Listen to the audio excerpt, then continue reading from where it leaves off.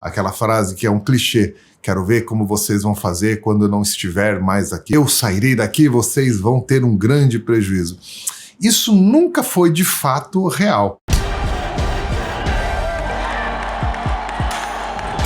Já houve tempo na sociedade onde eu me tornava insubstituível porque eu estava num cargo que ninguém queria, ou porque eu tinha um cargo que eu alcancei e esse cargo ele é muito político, não tinha nada associado à competência. Então algumas pessoas se valiam do seu trato político, do seu conceito, da sua quantidade de agregar informação para se manter no cargo. Algumas inclusive usando de alguns argumentos não éticos, né, ou de alguns princípios não éticos, se tornavam insubstituíveis, não transferindo o conhecimento dela.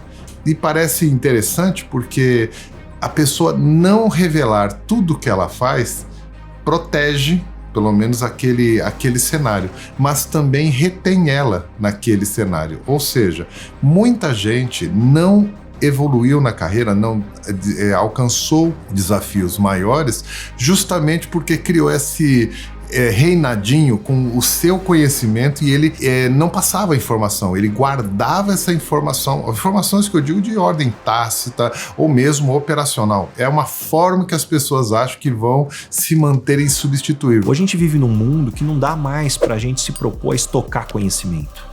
Até porque a gente sabe que o conhecimento estocado, ele tem muito pouca fixação na nossa mente e depois quando a gente vai colocar em prática, ele também não tem a mesma eficiência. Então como que a gente consegue entender aonde a gente aplica, que resultado a gente tem, porque isso automaticamente vai ativar o quê?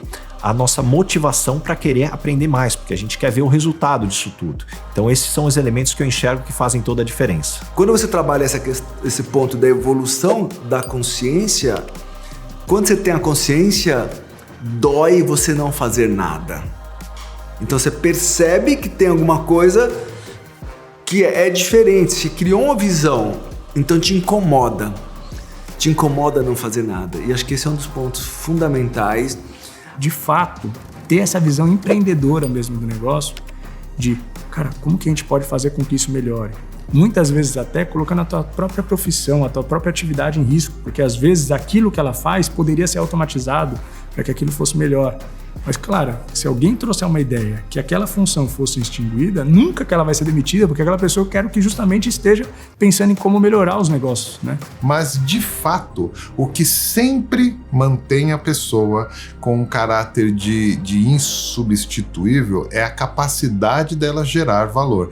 E, obviamente, a capacidade crescente dela gerar valor. Eu acho que tem algumas características que são inerentes a qualquer empresa e a qualquer profissional que queira, obviamente, se tornar insubstituível nas empresas. A primeira delas é a curiosidade. Total. Uma pessoa que ela quer se desenvolver na vida, na carreira, na profissão, independente, ela precisa ser uma pessoa curiosa a todo momento.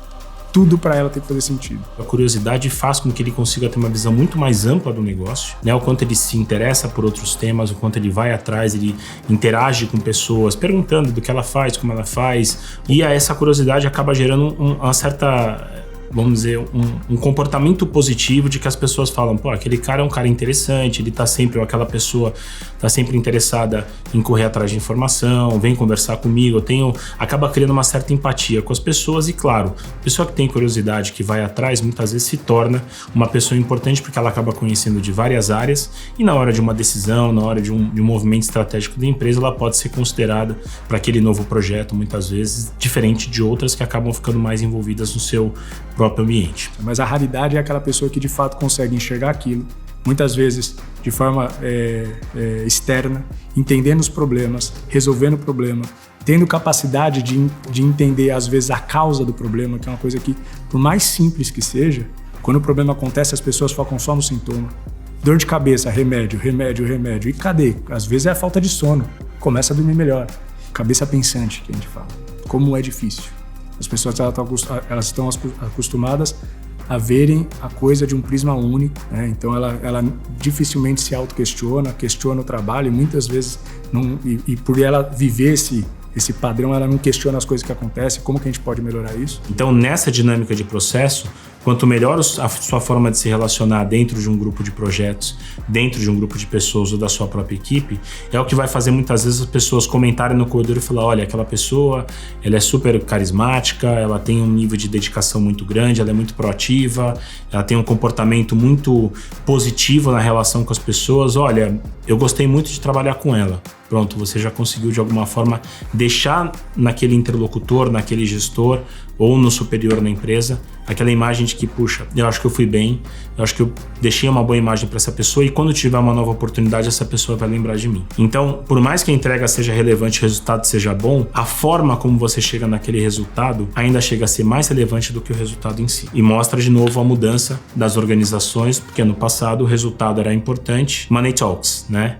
E hoje não mais. Hoje, além do resultado em si, a jornada desse colaborador até entregar o resultado e as pessoas e o que ela deixou ao longo do caminho passa a ser tão ou mais relevante do que o resultado em si.